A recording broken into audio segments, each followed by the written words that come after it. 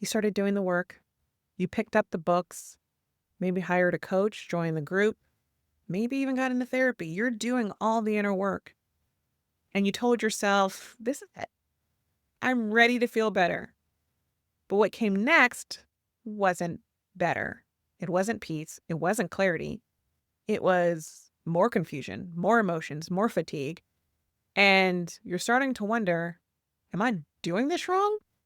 So if healing feels heavy, emotional, disorienting, or even like it's making things worse before it seems to make things better, then today's episode is for you because there's nothing wrong.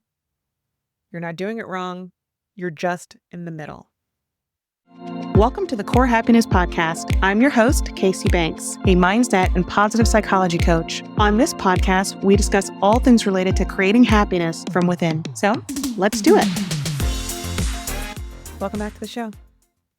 I want to start with a story that I wanted to share. I remember when I was deep in my first real season of personal growth, a season where I was kind of thrust into personal growth and transformation. So not necessarily chosen. And I finally had to say yes to doing this inner work that I think maybe I avoided for a long time. And I was reading the books, I was attending the workshops, I was journaling like it was my job. And still, I felt awful. Old stuff was coming up. I cried a lot. My sleep got worse. I second guessed almost every decision I made. And for a while, I truly believed something must be wrong with me. What I didn't know at the time was that healing doesn't always feel good.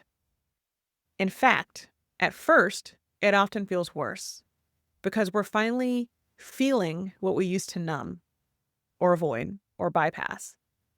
There's this myth that healing is supposed to feel like a glow up, like we just have our stuff together, we're doing great, and it's just a path that is filled with rose-colored lenses and butterflies and flowers. Like you'll start meditating and suddenly life becomes peaceful and this blissful space and you're vibrating at higher levels. And sometimes, yes, they are beautiful breakthroughs. But the reality for most people is you feel more emotional before you feel more empowered. You will feel more lost before you find true clarity. And you will feel more raw before you finally feel regulated. Because healing often brings everything to the surface that you were taught to suppress. And that doesn't mean you're doing it wrong. It actually means it's working. Because healing isn't linear. Progress does not happen in straight lines. You'll have days where you are clear and you're grounded, and then you'll have days where it feels like nothing has changed. And that back and forth is normal.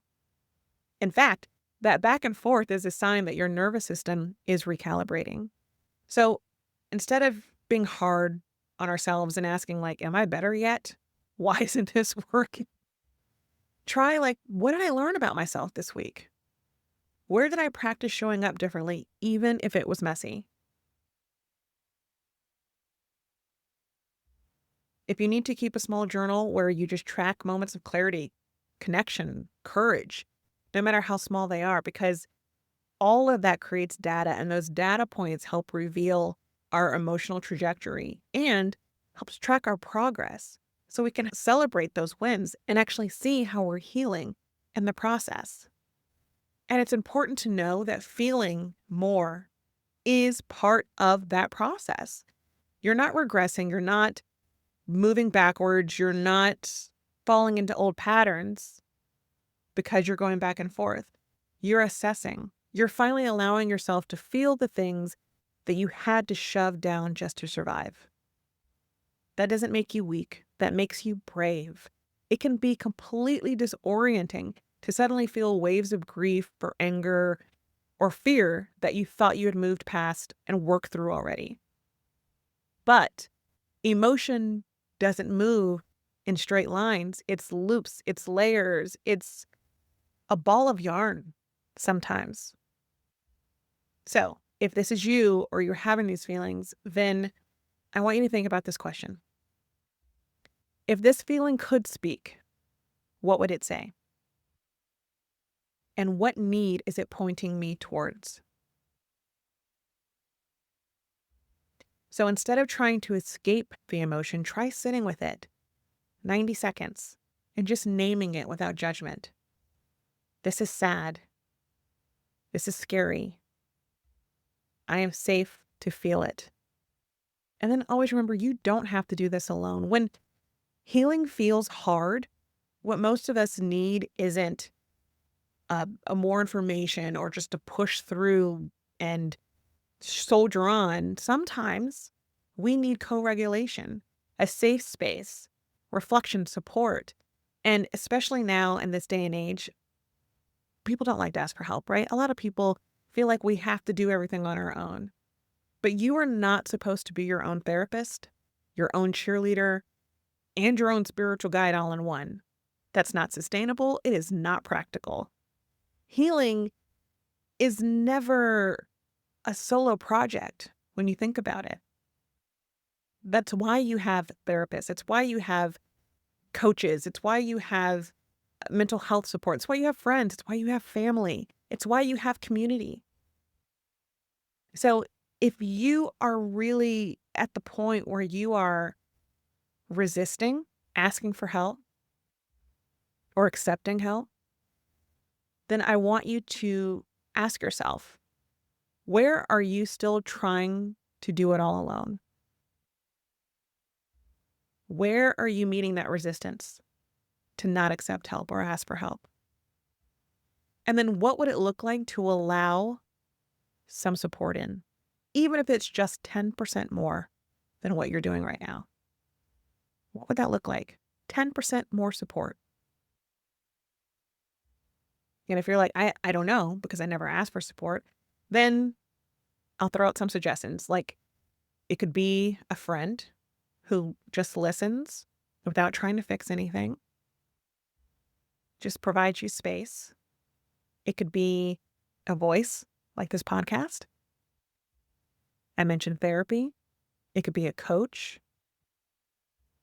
It could be anything that allows you space to feel. So I really want you to think of support as your foundation versus your last resort. When you have support, it allows you to feel seen. It grounds you.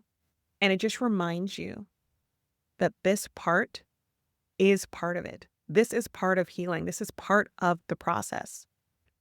So if you're in that messy middle, here are 3 reminders for you today. 1 is feeling like a mess doesn't mean you are one. That's probably the most important one. 2, there's nothing wrong with you. You're simply becoming. You are entering into this next phase. And 3, it gets clearer, it gets calmer, and you do get stronger.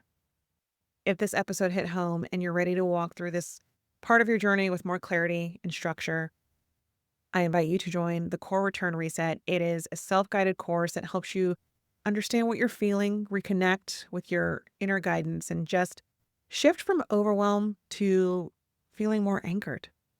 Because healing isn't about fixing you. You're not broken.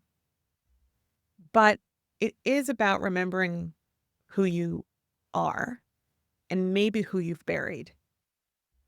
Again, the link is in the show notes, and I would love to see you in there. I thank you for joining me today. If you enjoyed this podcast, please feel free to rate it or leave a review. If you have any thoughts or questions, I would love to hear from you. You can email podcast@corehappiness.com. For show notes and additional resources, you can visit www.corehappiness.com. As always, please remember, never let anyone diminish your light. Until next time, sending you my love.